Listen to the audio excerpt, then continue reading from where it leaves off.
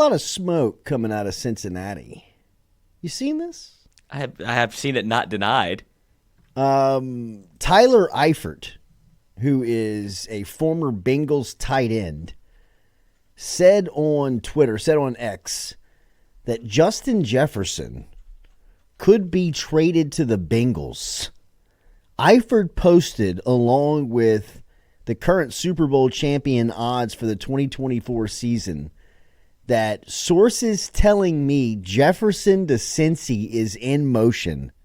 Now, I mean, like, this would be just titanic. Poetic. I mean, if this was to happen, because this is Jets' contract year, right? Or he was a second. No, he was a first-round pick. So, I mean, he's in a contract year right now, correct?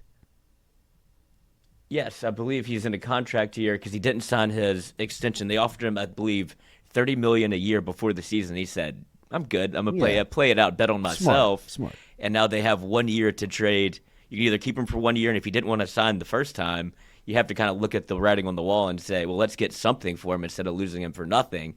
And if you're the Bengals, I guess you could be like, we can go all in on this run with a healthy Joe Burrow, get the band back together with Jamar Chase and Justin Jefferson. Holy cow. And you saw how that worked the first time. I think they would have no qualms about doing that again from 2019 to 2024. I mean, that would be the locker room would be all time. How do you afford these guys? You can't afford Jets post this season, right? I guess it would be a 1 year rental because you cleared the Joe Mixon contract, the T. Higgins deal. They franchised him. I guess they could franchise him and trade him, and then the Vikings would take on that contract.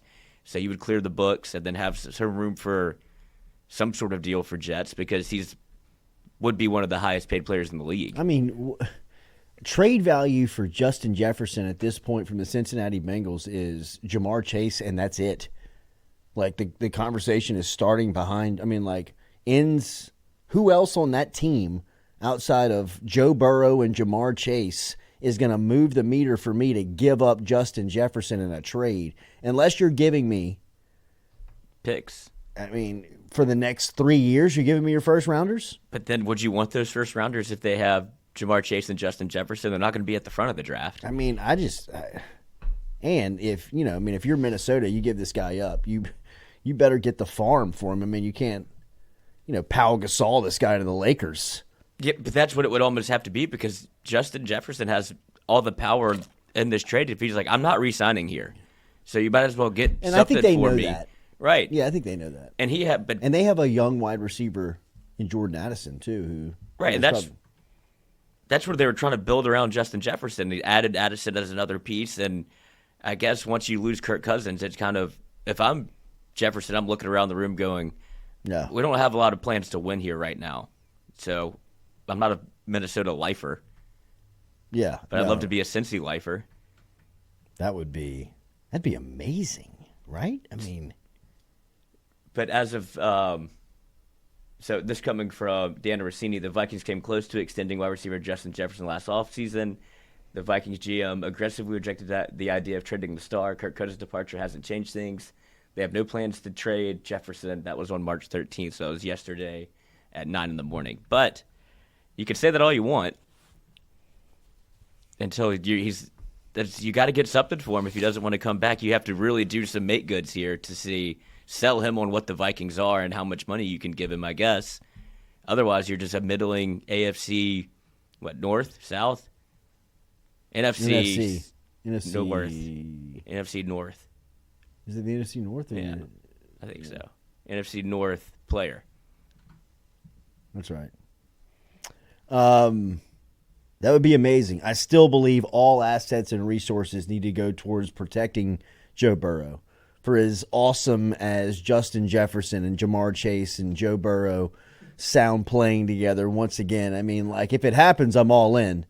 But I still believe that if you have any resources and any ability to add players, add protecting Joe Burrow at the top of the list. I mean, I do not want to see Burrow. I mean, you look at the lifeline of these quarterbacks, it's only one, maybe two major surgeries before they just start to break down. And Burrow's already had the knee construction surgery. And now the wrist injury and surgery there. And look, I don't want to talk about it a lot. I don't want to put it out into the universe. But, I mean, you look at Mahomes, you look at Brady, you look at, I mean, even Aaron Rodgers up until this season. Drew Brees, we had a front row seat to it. I mean, the most important ability about a quarterback beyond anything is availability. And that was what made all of those guys who they were, is that they were just there every single Sunday.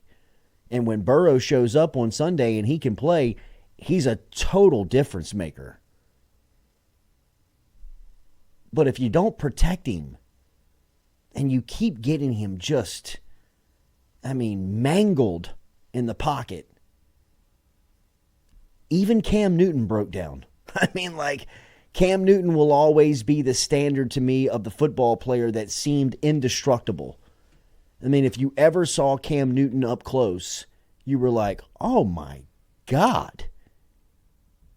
And he was just what you thought was invincible on a football field, but his body broke down. I mean, like, after enough wear and tear of getting hit and breaking down, I mean, he played different.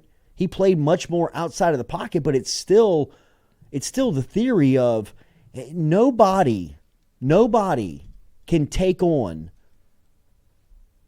the physical style of the NFL over a consistent amount of time. Brady played so long because he was so great at hiding, protecting, falling, avoiding being hit. Sometimes he'd get caught. Sometimes he'd catch one, but for the most part, if you look at Breeze really knew how to protect his body for the core, for the prime of his career. He was very difficult to hit. You might be able to get to him, but you won't catch him open. You couldn't catch him and take a shot on him. There's something to that. I mean, look at what Tua Tagovailoa had to go through in the offseason last year. Didn't he take something like jiu-jitsu to learn how to fall? I mean, but that probably came from Brady. You know, it probably came from some of the old heads of how did you learn how to protect yourself? You know, what did you do? And Brady, if you watched him, I mean, he would like coil up. I mean, he wasn't an open target. I mean, these guys that were flying in, you rarely got to hit him in a place that, I mean, I know Breeze got his ribs broken his last year, but I mean, up until that point, he never really got. He wasn't vulnerable in the pocket. Yeah, as much as he was standing around with the bodies and the bullets flying, he was always able to either, and the same thing for Brady's case, where they are so nuanced in how they move in the pocket without actually being mobile. And Burrow does a lot of that with the kicker of being a little bit more mobile, and that's where he gets caught. And I think Burrow has to understand too. He has. I mean, I'm sure he does. He does. He absolutely does. But I mean, he's got to change his style a little bit. I mean, if you want to play the long game here, I mean, and I know this is, you know, negotiating this with Joe Burrow is, you know, negotiating basketball with Michael Jordan. You know, I mean, this is a sacred deal here, but I mean, do you want to play as long as you possibly can, or do you want to be as efficient in just like this short, sudden impact? Because, I mean, I want to watch Burrow play until he's 35, until he's 37, right? Like that's how I don't want to stop watching Joe Burrow before he's 30. You know, so I mean, whether it's getting him protection around him and Burrow understanding that you have to play within this space. And if you get outside of this space, you have to get down. You can no longer take these, you know, 6-7 yard gains that get you popped. It's not worth it. They're not worth it anymore. But that's like trying to. I get it. To teach the dog. But where does he affect where does he affect the game the most? I think that is what makes him special. It does, and you can still play that way. John Elway played like that late into his career, but he understood, like, I've got to protect myself if I want to help the team win. You know, I mean, I know everybody sees the helicopter in the Super Bowl, but at that point he was all in. I mean, I'm 38. I got to go get this I got to get this thing. I mean, we're here. It's now or never. Right. I mean, but up until that point, I mean, Elway early on was an athlete. He was a first-round pick for the Yankees, right? I mean, Burrow, a lot like Burrow. Burrow's a premier athlete, which makes him mobile, makes him be able to be effective there. And that was a part of Elway's game. But then, you were like, man, you can affect the game so much more from the pocket, but you can still make those plays, but you got to get down. Like, you got to protect yourself. Once you get 8 yards and we're 2nd and 2, rather than being 1st and 10 with you in a concussion, let's play 2nd and 2 and get the, play more football. I don't know if you can ask that of a tougher person to get him to. He's not going to unlearn the way that he's played. He's from Ohio. Both of his brothers played linebacker and safety, and his dad was a defensive coordinator. It's ingrained into him. That's what makes these guys great. Yeah. That's what makes these guys great on a football life. When you look back on Joe Burrow and he made his mind up to start protecting himself first and get out of the, I know I'm the toughest, I'm the baddest, I'm the most skilled out here, to protecting yourself and still being the player that he is, man. I'm not, by no means am I saying cripple, paralyze Joe Burrow. Pick your spots a little bit. But it's just, we got to play the long game here, Joe.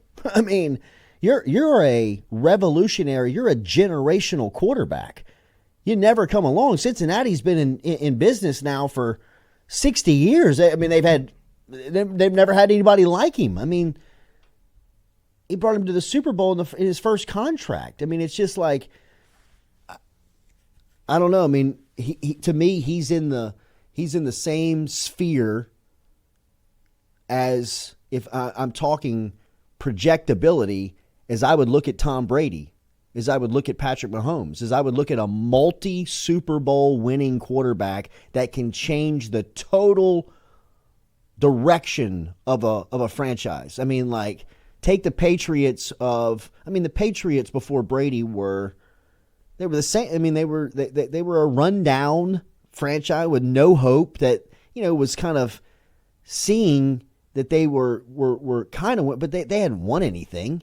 Yeah, I think they had just off the documentary. That's why they went and got Bledsoe. And I think they went to the AFC. They went to a Super Bowl with Bledsoe. Right. And then that was kind of, okay, this is the direction it's going. And then Brady comes in, obviously super supplants him in that role. But then Brady goes on for the sustained success that you don't see very often. He's had one injury. He got one ACL. The league changed the rule, and that was him from standing in the pocket. Yeah.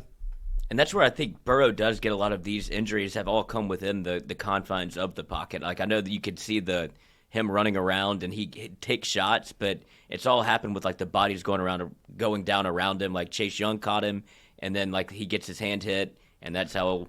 But I say all of that to say the pocket's not going to get any better because you just lost Jonah Williams, if you're a Bengals fan, to the Cardinals. That was their right tackle. Gosh. Like, that is going to be the death of Joe Burrow. They're not going to – you're going to look back on him and be like, how did they not protect this guy? Or they're looking at it from the sense of, let's do what they did at LSU and get it out of his hands with the guy like Justin Jefferson and Jamar Chase. I get that. They're not investing in the O-line if you're letting Jonah Williams walk. I get that. I just think that the NFL is too physical of a game to be able to play like that. At some point, you have to protect your $100 million guy. I mean, like, we're paying this guy $300 million. What are you going to do? You're going to run him out there with some JV offensive line? And say, figure it out? Yeah, right. Like, I mean, off of now a second surgery. I mean, he's gone under the knife on major parts of his body. I mean, his right wrist and his knee. I mean, like, fellas, we're playing with fire here. I mean, if we don't protect this guy, he's gonna be gone. He's not gonna be around. I just think that this is just something to watch, because it's obvious that the rules of the game, it's obvious that the now the ability to learn and have nutritionists, weightlifting, obviously advancement in all of the training that has gone on, that the lifeline of the quarterback is a major it's something from the top that they want to preserve. They want to make sure that they have all of these guys. I mean, when you look around and see Kirk Cousins signing a $100 million contract at 35, you obviously you get the point. The pool is shallow. I mean, there's only about 6 or 7 of these guys on the planet that move the meter. Right? I mean, Patrick Mahomes, Josh Allen, Joe Burrow, Justin Herbert. Help me, Lloyd. I mean, like I'm running out of guys. I mean, who am I missing? You know, I mean, Detroit's guy, Jared Goff. I mean, I said Josh Allen. I mean, I've already gobbled all of them up. Jalen Hurts. Maybe. You know what I mean? Maybe, right? Tua, maybe. Maybe Tua. Tua feels like a second class. Dak feels, Second like class. a Class B citizen and quarter. Kyler Murray feels like a Class B quarterback. I mean, Russell Wilson now feels like a D-list quarterback. Guy's won Super Bowls. I mean, just the ability. Aaron Rodgers feels done at this point. I mean, the ability to play that position at the highest level for a consistent amount of time is without question the toughest thing to do in sports. And Cincinnati has one. Lamar Jackson. Yeah. And I'm just now seeing the news of what you were talking about from this is where we are with this trade for Justin Jefferson. The tweet says, a dude in the community told his girlfriend, works with Burrow. Hell yeah. Yeah, so told him his girlfriend works with Burrow's girlfriend, Olivia, at Kroger. I don't think she works at Kroger. No, I don't think she has to do that anymore. I don't think Liv's got a job at a chain. The user on Twitter said that Holzmacher claimed the Bengals were deep in negotiations to land Jefferson. It would be T. Higgins and 2 firsts for Jefferson, and Burrow has agreed to restructure his contract so Jefferson and Chase would both get three $100 million contracts. Kroger's where it's all going down. Kroger's. And then the Bengals put out a tweet. Twitter has now reached my friend at Kroger rumors. Free agency is wild. Hell yeah.